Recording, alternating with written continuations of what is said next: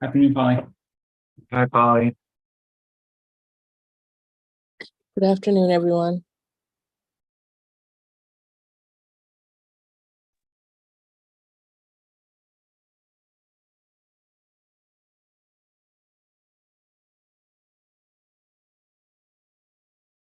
Hey, Stephanie.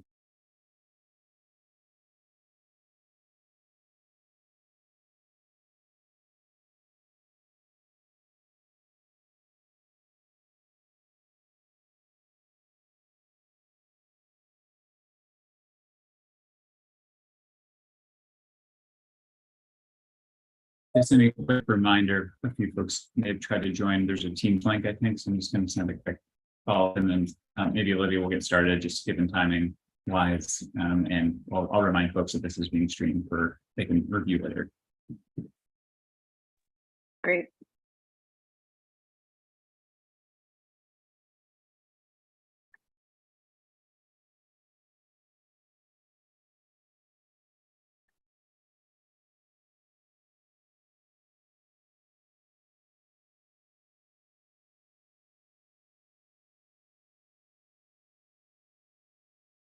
Well, I think we should get started, given we only have an hour.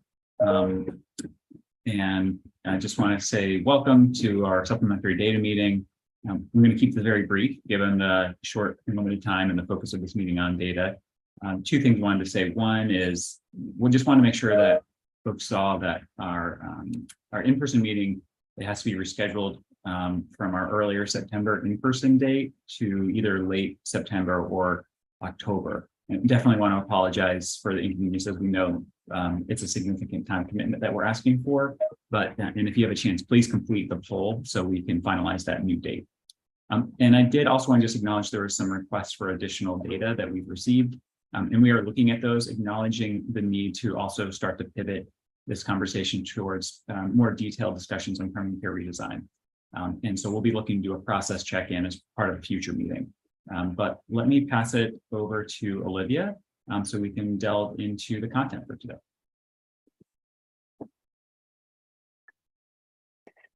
Great, thanks, Brad. I'm going to be relatively brief as well, so we get an opportunity to hear from you all. I will just say, by way of sort of where we are in our overall data review, we reviewed the sort of first couple of priority topics, as you know, in the last two meetings of the committee. So our intent today was to start with the sort of remaining priority topics and to work through those. I will also just flag you all also should have received a follow-up from last meeting in response to some requests we got from that discussion around more longitudinal data.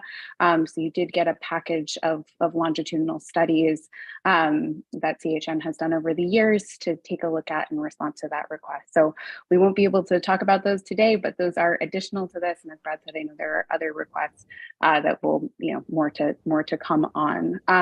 But in terms of what we'll talk about today, I'm going to start. Oh no, you can't hear. Check your mic. I'm not sure who that was. Can others hear? Yes. Okay, great. Then I will carry on for those who can hear. The first thing we'll talk about is access, just a little bit of framing around that. As you'll all recall, a few meetings ago, I think in the June meeting, we had some substantive conversation about access as we were starting to talk more about data and starting this sort of in-depth review of data. We talked about some different ways to measure access and reflected on some of the different views there. In the context of the work that we had done last year, we were really talking about, network adequacy measures as compared to what we were hearing from members during the member focus groups that we conducted last summer, which focused really prominently on access and around the challenges that members face in timely access to care, right? So things like transportation, taking time off of work, getting appointments.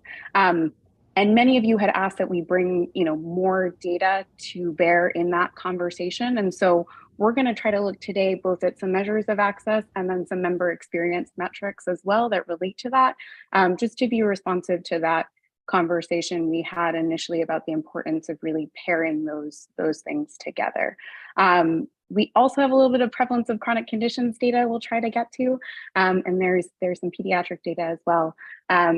So without any more framing, let me go ahead and we'll start the access conversation. I should also say I'm going to lay some groundwork here in terms of key findings. Oh, I can't hear anybody. maybe it's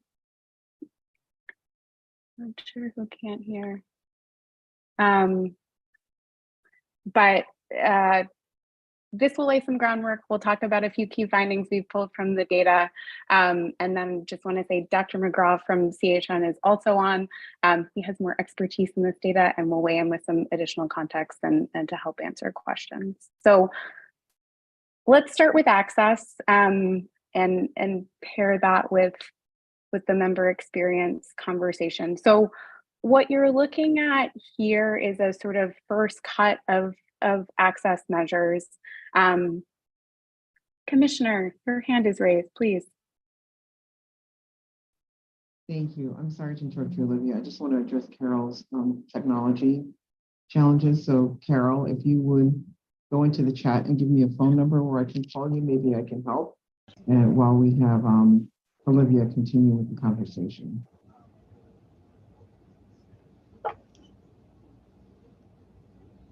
Okay. Carol, did you hear me? She's still can't hear. All right. Olivia, why don't we go ahead? I'll see what I can do. Thanks, Commissioner. Thanks. So as we look at, as we think about access, the first view you'll see here is a network adequacy view. What this measures is the distance from any Husky Health provider, PCP or pediatrician, to members. The sort of geographic standard is within 15 miles. And you'll notice the rates are 100% of Husky members across all programs, A, B, C, and D, are within 15 miles of a Husky Health PCP or pediatrician. The important caveat here is that these panels are either open or closed, so this assessment doesn't consider panel status. I know as we talked about in our first conversation, that is of course an important dimension, and so the second view you'll see here is one that builds in that dimension, open versus closed. And so this data looks at, for those Husky members, in terms of geographic access with the 15-mile standard, are the panels that those members have access to, are they open or closed or limited panels? And you'll see the table breaks it out across Husky A, B, C, and D. The rates vary somewhat by program, but when we add that dimension of open versus closed panels, you'll see that the 100% rate in terms of pure geography, regardless of panel status, changes, and we see that about 7% of members overall are within 15 miles of a closed or limited panel, so a panel that isn't necessarily open, to new patients. And then, as we talked about, just in terms of the member experience, so bringing some more data to bear around what the experience, the lived experience of the member is. And we talked about this more in terms of the focus group findings initially. Here, what you're looking at are some of the CAPS measures we have around member experience, and these, of course, provide important insight into member responses. What you're seeing here are really two questions. So the getting needed care question, usually or always, and then the getting care quickly question. It's important to note on these that they're not necessarily PCP specific. So there are some additional details in the slides behind this. We won't go through all of those, but just, by way of context, as you're, trying to interpret this data, I think it is important to flag, if I take us to the getting needed care measure, here, that there are really two components of that measure. There's the getting care, test, or treatment component, and then there's the getting a specialist appointment component. And you'll see that the performance on those two components varies a little bit. Getting care, test, or treatment is a little bit more sort of generalized access, right? As opposed to the getting the specialist appointment, which is more, more sort of specifically specialist oriented. The same is true for the second measure that you'll see there, the getting care quickly measure. So worth acknowledging that that measure also has two components. There's the getting urgent care component of the measure, and then the getting routine care component of the measure. So as we think of primary care, more specifically, the sort of getting routine care component of the measure is a little bit more applicable versus those sort of global measures. And if I take us back to the summary page, just so you can see the results against each other, right? You'll see, as as we've discussed before, if we look at the sort of 2022 performance here across different populations, that the rates range between 80 and 86% of members who are reporting per the CAP survey, either getting needed care, usually or always, and getting care quickly, usually or always. And so we see that sort of effect of, as we get closer to the member experience and the lived experience of the member, right, the story changes and we see more of the gaps in access and more of the challenges that members are facing. Let me pause there and see if there are any questions about the data, anything we should dig into a little bit more. Polly, I see your hand raised. I just was going to ask on the member experience data, do you see any differentiation by geography, or is this just reported at a global number? So I can That is start reported globally. Sorry, I can jump in. That's reported globally. The vendor does not do a geography analysis of the data. You can see the problem with that, Polly, is just the response rate.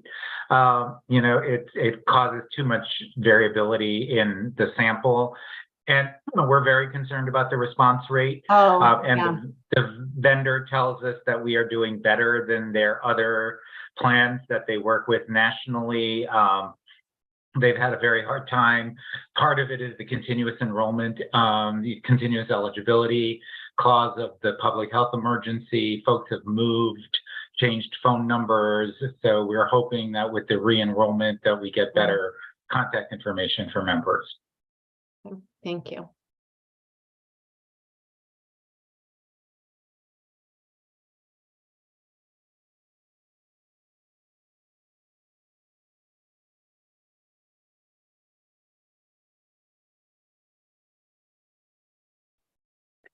Other questions, comments, thoughts on access data?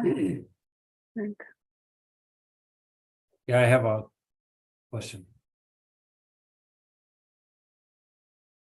Go for it, Mark. Okay, thanks. So I can appreciate the limitations of being able to pinpoint the to be able to do a geo-analysis of the experience that's reported here. That said, your opening slide around, or one of the opening slides around the 7% are within 15 miles of a closed panel. I'm guessing, and I believe I've seen a more geographic calculation of this. So that's a sort of statewide view. Do you know whether there's significant variability, that is, that in certain pockets of the state, there would be a significantly higher percentage of situations where members are within 15 miles of a closed or limited panel, just as a way of sort of getting a line of sight on the extent to which there's a significant geographic factor at play?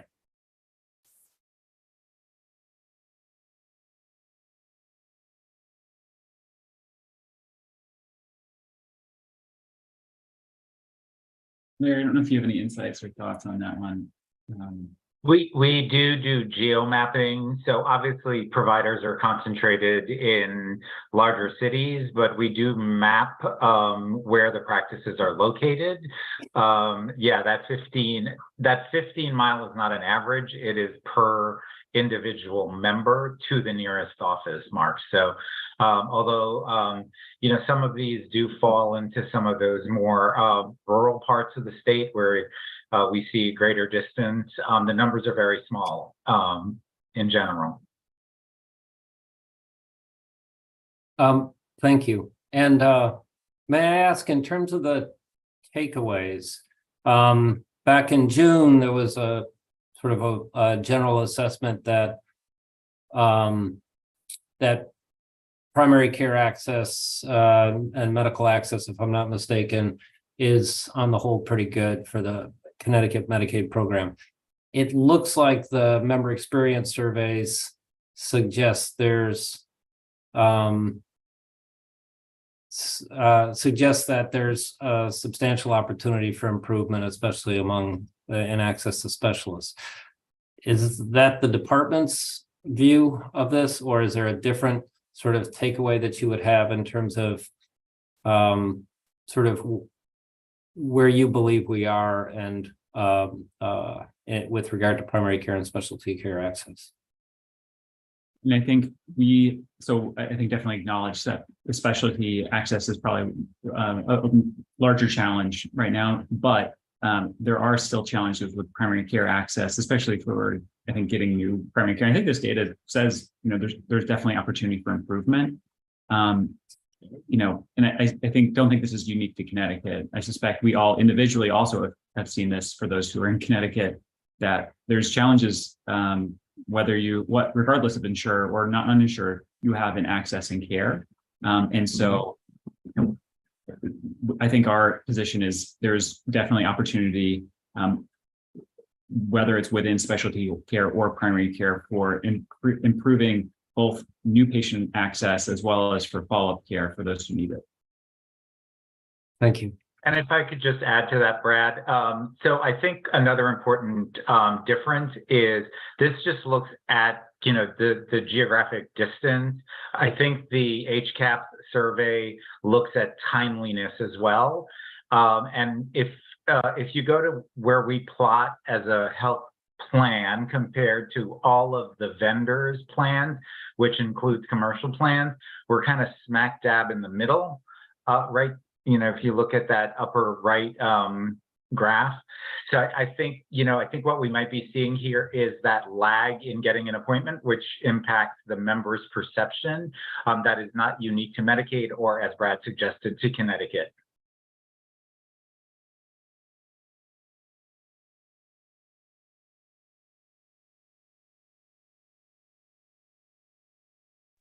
So one other thing I would just, go ahead.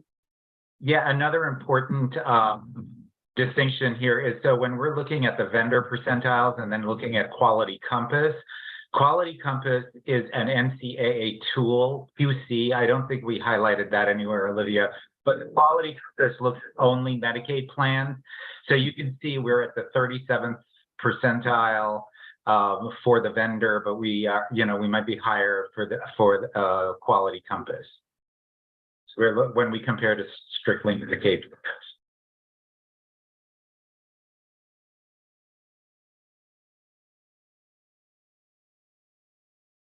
And as David Pearl, you had made a comment. Do you want to just say it out loud or add anything to that? No, that comment by Dr. McGraw, just so I understand that correctly. So the vendors comparison group is beyond just Medicaid plans. Is that correct? So compared to their. Correct. Okay. Correct. Okay, that's helpful to know. Thank you.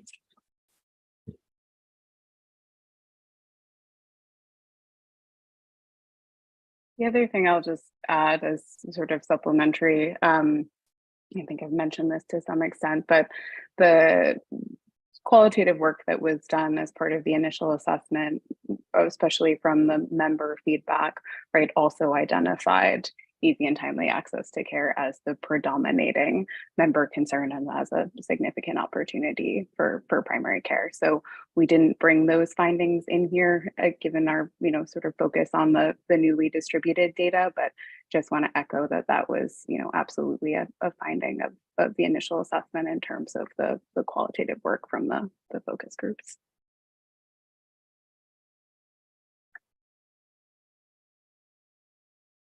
And I think the other thing maybe to pull from that, Olivia, from the focus group is the need for probably opportunities for increasing the care teams and care coordination related to access to care and making sure people get those services. Because obviously getting care, testing or treatment, and also just getting coordinated to appointments often requires a fair level of knowledge of the healthcare system. And so the opportunity in that space, I think, has come up in this forum, but also came up in our came up earlier last year in those focus groups, not just with members, but with providers and also with advocates.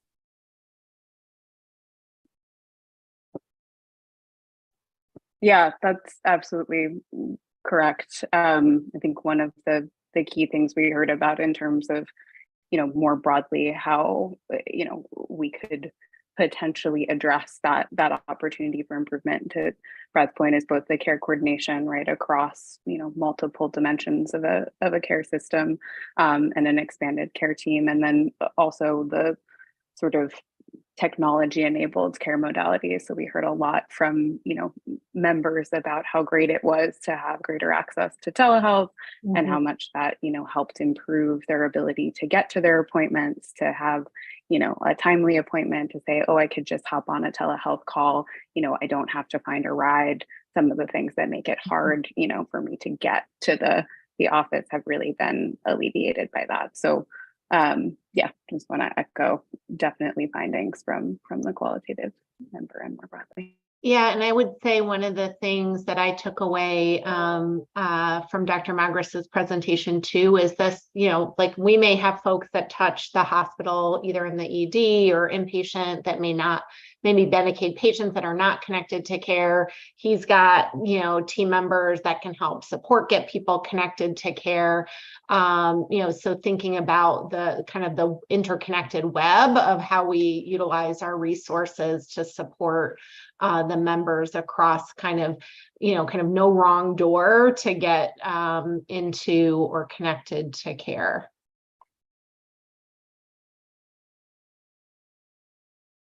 Yeah, and I think right now, Polly, kind of what you're saying, and I think the experience often is that it's not that there's no wrong door, it's often that there's a lot of doors and it's hard to figure out which one to go through.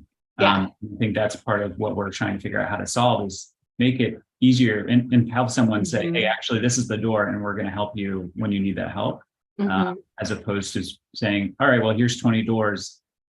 Go knock on each one to figure out where's the soonest place you can get a mammogram because it's urgent. And or you do need a space specialist, we're going to place it urgently. But then you're not sure as the member who to call or what to do with follow-up, and providers aren't necessarily resourced at this point to do that effectively. And so I think a lot of this data points to the opportunity that we see in this space in terms of how we can potentially try to re-incentivize and re-coordinate primary care to provide a care experience that's different. Yeah, and we're working on those things kind of broad, like those are challenges for many patients. And then I think there are, unique challenges for this population as well. But I agree with your framing there. Mark. So if I'm not mistaken, I noted that urgent access seemed to be less problematic than routine was an observation that was made. And I believe I've asked this before, so forgive me if I'm asking the same question again. But the conversation about doors and which door sort of brought this up for me, which is there's been versioning of the urgent care market with urgent care door fronts at just about every mall. And then there, of course, there's the minute clinic type solutions in Walmart, CVS, et cetera. Do you have I guess one question is, are those providers generally enrolled in Medicaid and eligible for reimbursement for, the occasional, acute visit? And do you have a sense as to to what extent folks are actually relying on that as an alternative to relationship-based, arrangement with a PCP? So they definitely can be enrolled Medicaid providers. In terms of I'll pass it to Larry because I think we have looked at this a little bit in terms of some urgent care versus ED utilization, but I don't think we have great data on this. That's correct. They are enrolled in, the majority are enrolled in Connecticut Medicaid, and we do track the utilization data. I don't have it at my fingertips right now, but we do compare it to ED use. And the members who do go to the Husky Health website, there are tools on there that direct them what should go to the ED, what should go to, what could go to urgent care, what they should see their primary care doctor for, and then they can link to urgent care providers that are Medicaid enrolled. Maybe just to say, and I think the slide that we're on just highlights that it might be hard to tease apart a little bit ED, urgent care, and other getting urgent care, like as you mentioned, Mark's pretty high versus getting routine care. I think we're much lower, and I think there is a lot of opportunity, and that I think does speak to the primary care opportunity in front of us, and thinking about how do we both encourage it and enable it, and try to help both give the providers the tools, but also hold providers accountable for some of these things that we think are important, including timely access when people do need more urgent things. I know as a provider myself, at times folks will go to the ED or urgent care, and then we see them for ED follow-up or follow up afterwards. But and sometimes they might have been put on treatment or recommendations that we're then trying to sort out, and sometimes it's outside of a system that we have access to, and these creates more complexity at times, where if we were able to see them within the primary care space, it may be a little bit more coordinated, and especially for when there's, as noted, when there's challenges for coordination, it's just much easier when it's underneath a umbrella. Obviously, we want to preserve access to and choice for individuals. I think that is not something that we are as a department interested in changing, but we also want to provide opportunities for enhancing those primary care services and teams. And this does speak, I think, to the opportunities that we have in front of us. Mark, sorry, I think you're going to add something else. Hi, this is CJ here, and I have a quick question. So I appreciate the data in terms of member experience measures related to access. The question I have is, will there or has there been any type of data review or data collection on appointment cancellations and rescheduling? The reason why is because different offices use different modes to confirm appointments. Unfortunately, folks, for various reasons, their numbers change, whatever, what have you. And even if they have like email, text, or call, responding to a phone call to confirm, it does not necessarily mean that they confirmed in a way that the office recognized. For example, if I have an appointment and the office sent me a confirmation text, a confirmation email, but I didn't respond to those, but I responded to the call, they'll see me. But what happens if I don't respond to the call? In other words, people only acknowledging the confirmation via the phone call. I'm concerned about that, because if I feel that I press 1 and confirm my appointment, I get down there, but then they say to me, oh, well, we didn't get a confirmation. I'm saying, no, wait, it's right here. Can this be something that we look at, because it is happening and it's leading to people having their appointments being rescheduled, and that's affecting them in different ways because it follows the coding and it follows their plan of care. Thank you. Thank you so much, CJ. I think you probably don't have access to that person, mostly because that's happening at the provider specific level, but obviously this is a concern. And I think that's another piece of this puzzle that, as we've been talking about on the provider side, And on the member side and just the person side, it's the incentive to provide, better service sometimes or different services is not always the same across all providers. And we haven't necessarily encouraged that as much as I think we can as DSS. And the opportunity to think about, well, what's the member experience or what's the patient experience when they show up? And how do we make sure we put that at the forefront of models that we're thinking about, so that, the concern that the provider has is, well, even if you didn't select one, we're not going to get rid of your appointment because we want you to show up, and we're going to, we know it's really important that you're here. Obviously, that's a challenge, I think, for some places. I don't think that is across the board. I do think it's something we'll have a difficult time accessing data on, likely. But I think your point is very well made, that it's that care experience. That's not a great care experience, right? If you selected, yes, I'm going to show up, but your appointment's canceled, that's not one, not okay, and two, not great for the care experience that you're getting. And I do think there's opportunities for us as we think about what's next, is to try to make sure that we're putting that at the forefront. And I think a lot of what we've been discussing along the way is there. Commissioner. I just want to add to that really quick, and I appreciate you recognizing that, because it is something that's happening. Folks have, for various reasons, right? There's no real person, there's not one boogeyman. There's businesses that are combining, there's offices that are changing staff, there's people whose phone numbers and contact information change. I'd like to, suggest maybe, in terms of accountability, getting providers used to keeping track of that. Because what's also happening is that these folks are being indirectly discriminated against, because it's seemingly happening more to Medicaid recipients. Oh, well, they're Medicaid, so they're not going to show up. And that's a big stigma that I would like to see addressed. And hopefully we all could help do that. But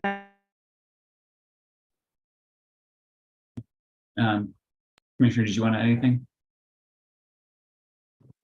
I guess I just want to think about ways that we could find a way to measure that. I don't know. I just want to emphasize what CJ said, and for me, it's a particular sensitivity because this literally just happened to me last week, right? Where I got a call, I got a text, and I said, yes, I'm coming, and you show up, and then like, well, you didn't confirm the way that we want to confirm, so therefore, your appointment's gone, you can't get another one for 4.5 months.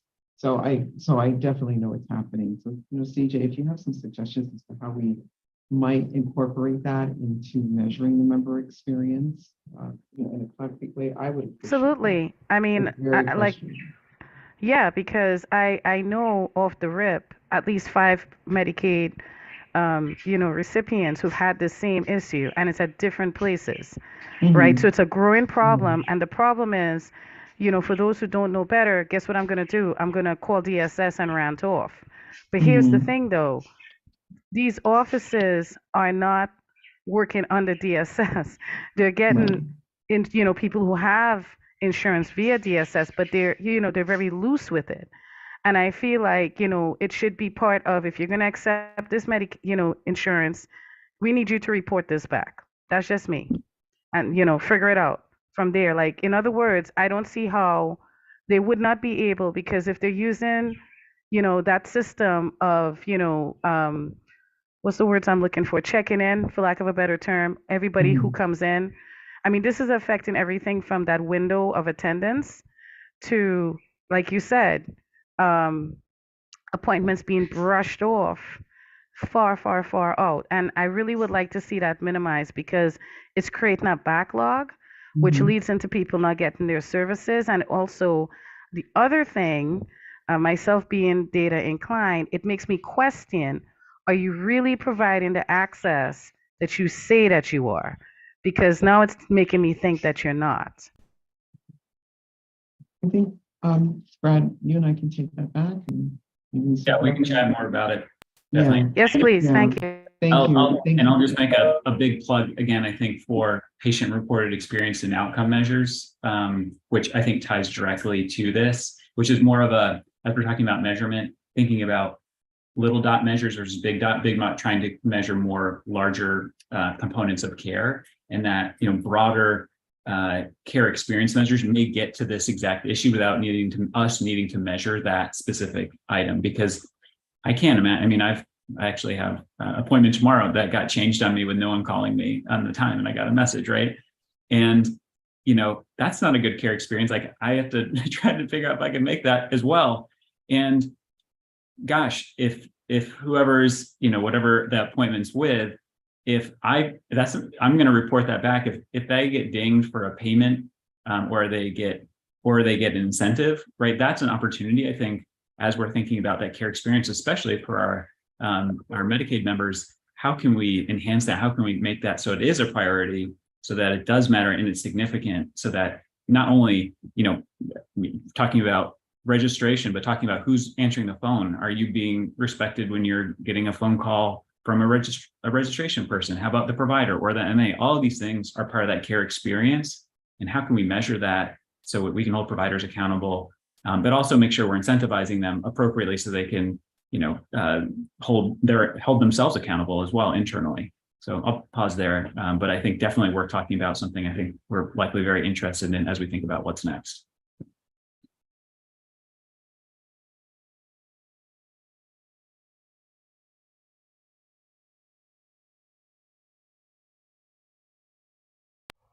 Thank you, Brad, for that, and Commissioner, because I think as you think about the plan of care, you don't just start and end, there's a middle. And I do think in this time of COVID, I mean, life happens, people move, all of that. And I think that might add to that, back and forth. But more importantly, what I'm concerned about is where does this, how do we stop it? We could talk about it.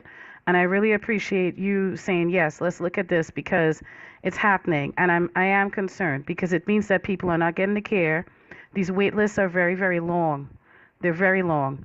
And it could be the difference between you getting a root canal versus you having to live with that root canal and all that entails. And you see, at the end of that, why would I want to go take care of myself if I had to go through all of that?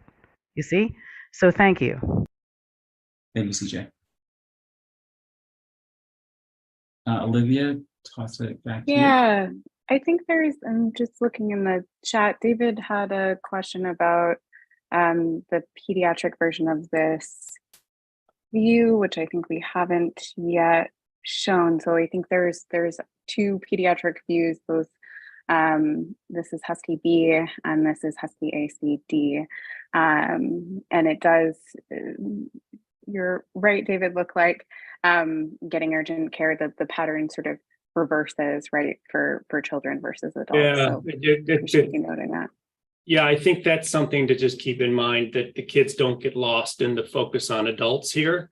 Because when you look at the percentiles, at least, not the raw numbers, but the percentiles, the kids' numbers are lower in every single one of them, except for maybe one of those percentiles. And I'm referring to the QC percentile, but also the vendor percentiles. I think we've got to keep that in mind. Yeah, we can pat ourselves on the back for how we're doing on the adult side, but on the pediatric side, we're doing much worse, at least compared to our peers. Yeah, and I think you're right, David. The opportunity for improving care for all of our members is before us. And I think part of this will be figuring out what's our first step in thinking how do we address that. But definitely a concern. Like you said, the percentages aren't necessarily terrible, but the percentile we're not doing as well as in other states, which is great. Again, just means that I think we obviously can do better if considering the healthcare landscape in Connecticut and compared to other states. That means that we're ripe for opportunity for improvement.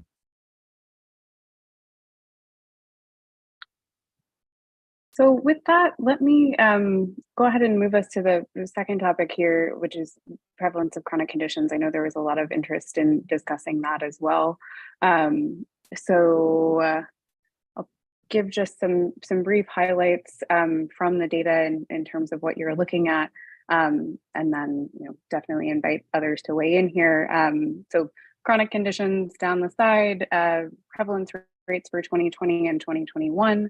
If we look at 2021, you'll see some of the sort of top three that stand out: behavioral health, hypertension, and asthma. And you'll see the comparison between 2020 and 2021 on the right-hand side of the table. Rates of HIV, COPD, and asthma decreased between those 2 years. We saw the rates for all other conditions increase between those 2 years. That said, a lot happened between 2020 and 2021. And so because these are claims-based measures, part of what is likely impacting those year-over-year trends are decreased utilization during 2020 overall, and then increased membership attributable to the PHE. And so just to caveat any sort of attempt to read too much into the rate change between 2020 and 21, a lot of other contributing factors. Dr. McGraw, anything you would add there, or any questions from the group? No, I mean, I've been looking at these numbers since 2015, having started with CHN in 2016, and I think that the top three remain pretty steady during that entire period of time. I think there has been more of an increase in behavioral health, which is largely being reported everywhere across the United States, particularly since the pandemic. Asthma, hypertension, I would also say that, diabetes continues to affect a fairly large number of members. So if we remove behavioral health, that it would make the top three, but behavioral health is by far and away showing up as the most common. And Dr. McGraw, are you able to see like the percentage of your members that have multiple chronic conditions? I mean, that's something that we've seen in our population where we have a cohort that tends to have, multiple of these chronic conditions. We do. We have a dashboard that looks at members with multiple conditions. That's one of the tools that our care management department uses to identify high-cost, high-need members. So yes, we're constantly monitoring that. And we add other variables like the number of asthma patients who have a tobacco use disorder. Not good.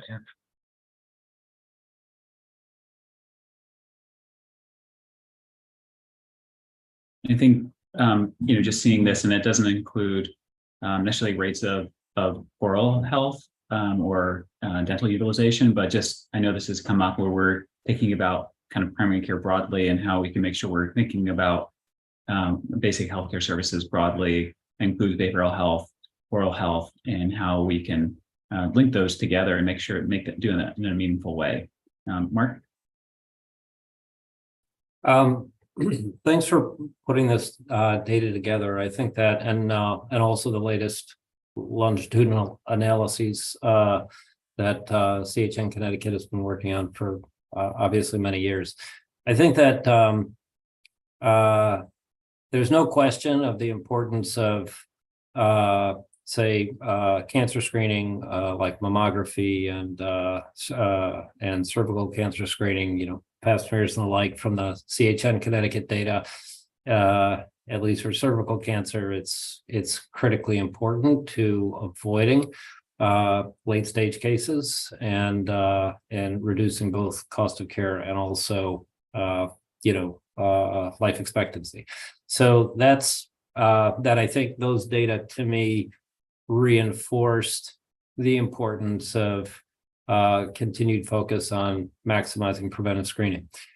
That said, these data are compelling because they make the case that there are probably 4 condition categories that most contribute to compromise biopsychosocial health and well-being. So when I think about the goal that you presented, Dr. Richards, you and the department, that fundamentally we're focused on the biopsychosocial health and well-being of Medicaid patients, that asthma, hypertension, behavioral health, and diabetes are arguably the greatest threat to that.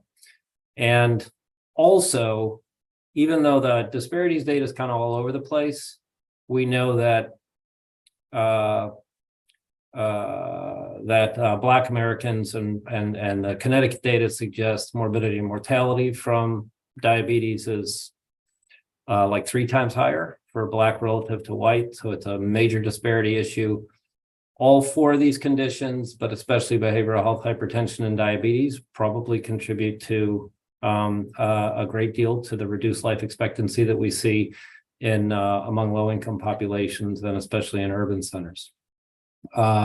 You look at the DPH data on early death from cardiovascular disease. There as well, the disparity for Black residents of Connecticut is just staggering. And so, the question for me is what's the takeaway here? Does this have implications for where we should be focusing our attention on primary care reform in terms of maximizing the extent to which such reforms have a meaningful impact on the diseases or disorders that create the greatest burden on Medicaid, and also where we could potentially make the greatest impact? Thanks, Mark. Just to quickly say, I think definitely, I think raises opportunities. And I think, and I know, and Angela, thank you for your comment in the chat. I'm just going to get to you here in just a moment. Just to say that I think there's a huge opportunity for both doing a better job of coordinating and addressing individuals who have chronic complex conditions. And also, as David Kroll noted, how do we help address health-related social needs, which I know this group has already talked about. And those things are not, obviously they can be done individually, but they are interconnected, because prevention of some of these diseases, including by addressing some health-related social needs and larger SDOH concerns, may prevent some of those issues, which in the future, but we also need to make sure that we have resources to address the needs of the people who currently do have those and do face challenges and managing their conditions for various reasons, including health-related social needs. So just to say, it is complicated, but I think it does raise, and also outside of just this primary care work, I think as we brought up in other at previous meetings, there is the department is thinking about how to address health-related social needs more broadly. And so that is an ongoing and active discussion that you guys in this group have helped inform. And so that those conversations from our prior meetings will help shape some of those initial thoughts on how we go about addressing this more broadly. I want to get to Angela. I saw your comment, but if you want to add something, please do. Yes, in addition to the comment in the chat, and for those who may be viewing and can't see, having this data geomapped would be, with a state as small as Connecticut, would be telling to get to the story behind the data, which could lead to getting to root causes, identifying trends, so that folks can deploy resources appropriately, not just in health-related matters, but simple things like last week, the highway was shut down. Going through the city, we experienced, traffic jams and whatnot. Okay, we're going through what is a construction zone for work being done by MDC. And one of their contractors had the street filled with dirt, which was blowing in the air on a bright sunny day in a neighborhood that was heavily, very dense. And I know in that particular neighborhood, there are many people impacted by COPD and asthma. There are rules for that construction that they are supposed to sweep the streets, water the streets as they work, sweep it up at the end of the day with the machines. Wasn't done. Had to place a call. It's enforcement of things that are on the books. If we know that these are problems and know where the problems are, we can increase enforcement of rules that are on the books and hold folks accountable to not exacerbating issues that we know exist. And I just think holding the municipalities accountable for enforcement is something that the state could do, as well as the contractors and folks that are contributing to the problem. it's something that I think we should be intentional about and be focused on addressing, including the preventative care measures. Thank you. The environmental impact is important. CJ here, I just want to add to that. That is very true. I think the geomapping is very useful. I also think it would be helpful to identify if these rates, if there's any correlation between these rates and COVID, because people who have survived COVID may now have asthma, COPD, other things happening. I don't know if this data set differentiates the two. And based on Angela's comment there, it's true. Because right here in New Hallville, and this is, in my opinion, not just holding the, DSS accountable, actually. It's more so ensuring that all who are around, receive funding from, they do their part too, including the cities, including the city departments. New Hallville, they'll do street sweeping. They don't care where anything goes, literally, right? They're not being held accountable. That's just what it is. But not just the cities, but also providers. Because, as I said previously, what do you think will happen if we really did look at who has CHRO complaints, who has a large number of discharges due to missing appointments? What do you think we'll find out? What do you think we'll find out if we do a geomap and we see that there's a prevalence of COPD, mental and wellness in certain areas, but we don't see that here? Where's, we could connect the dots that way. Thanks. Thank you, CJ. Thank you, Angela. Just want to appreciate those comments, and just to acknowledge that,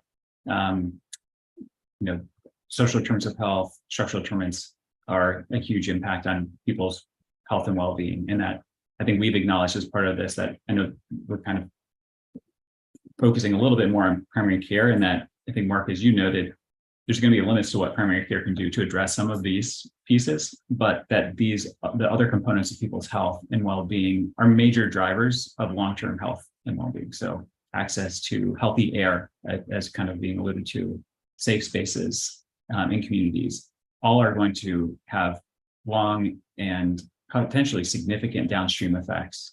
And so those are things that we want to be thinking about. And I think part of our responsibility here is to think about what's the role of primary care can play in some of this, but then take this back, I think, more broadly at DSS to thinking about health, especially health-related social needs, and how they can fit into what we're able to do to help address some of these other drivers of health. I know the geomapping question came up, and it is something that we do. Let me quickly turn it to Larry, and then Commissioner, I know you had your hand up as well, so I wanted to make sure you had an opportunity to jump in. But Larry, on the geomapping, I believe we do that already. Yeah. For these conditions. So for most of these conditions on this list, again, this is generated by a software platform that we use to inform providers. But we also look at claims data. We have a dashboard that geomaps several of these conditions. We also geomap pregnancies. We are geomapping the incidence of COVID and the overlap of some of these conditions. I don't think we have time for me to go ahead and share those maps today, but that is something that we continuously track. And again, try to look for trends that can inform DSS in policy decision-making. Thank you, Larry. Commissioner, is there anything you wanted to add to that? I do want to respond just very briefly to what Mark mentioned. I think, Mark, that's always the goal, is to, and it's not just limited to primary care payment reform. That's one of the things I think we're trying to accomplish, is to have some kind of correlation, even if it's not a direct correlation, between payment reform and looking to, to positively impact the reduction of members who are impacted by the conditions. It's just but just to generally make healthcare better for people, whether it has to do with, with appointments, with transportation. We're always looking to do that. So I think it's more of an overarching goal. I would really like to be able to get to the place where we say, okay, well, you know what, not just primary pay or primary care payment reform, but other DSS initiatives and quite frankly, Health and Human Services Agency initiative are targeted very specifically to reducing conditions that we know should, particularly in affected communities of color and different socioeconomic status. I think that, generally that's the overarching goal, and we're trying to do the best that we can right now with primary care payment report. If that helps at all about where our thinking is. Thanks, Commissioner. I don't think I just making sure I didn't miss any other comments in the chat, but I think we've gotten everything. We're getting close to the hour. I wanted to see if there's any other comments. Olivia, I think we don't think we have any other slides. There's more data. Obviously, we curated this based on all of your feedback. And we know there's a few other pieces in here that David, we did include some pediatric data in the appendix as well, just FYI.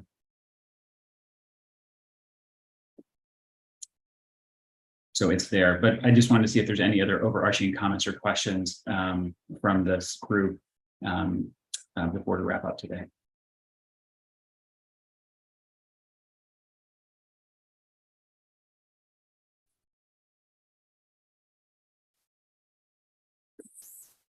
Go for it, Mark. Dr. Richards, I know that you've said we're nearing the point where we need to pivot to the solutions process around primary care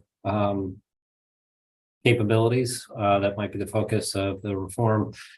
And I guess what I was wondering, and I may have missed it, so my apologies if I did. One of the things that I'm very interested in, and we've put forward, is to understand which conditions and which combinations of conditions are resulting in most of the ED and hospital volume. And if that has been analyzed, then I apologize for overlooking it.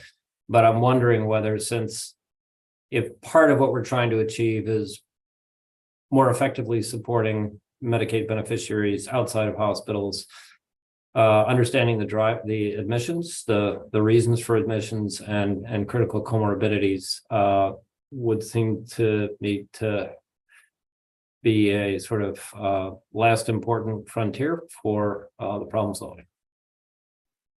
Thanks, Mark. I think that's something we'll take back to talk a little bit more about. It's definitely that we've been looking at in terms of preventable hospitalizations and ED usage, because those are things that potentially primary care could impact. We use that for PCMH Plus, which I think you're aware of a bit in terms of two of our measures, but in terms of specific conditions, I think it's a good question. It's something we can definitely look at. We are doing a little bit of data follow-up, but obviously we are also trying to pivot some of our resources to other efforts, but we'll bring it back to the larger group. I appreciate that comment. So, and I think as mentioned, just with our last 2 minutes here, so it's just to say, I think one of the things we'll be looking to bring to you is a process update as a check-in as to where we've been along this process, and also where we're going to be looking to take this moving forward. And so that is part of this next meeting will be to bring that to you all to have that conversation, so that we can kind of figure out how we're going to take this process forward. We'll obviously bring some recommendations, and we're looking for commentary from all of you to help inform that. Commissioner, any final comments or thoughts you'd like to add? Other than thank you, it's been very productive and informative session. I'm taking tons of notes, so I really appreciate your time. I know how precious it is. So thank you. Thank you. All right, everyone, thank you very much. We look forward to seeing you. We'll be following up with the updated schedule for the in-person meeting again. Apologies for having to do that. But we very much look forward to it, and we're excited about the time we'll be able to spend together and hopefully make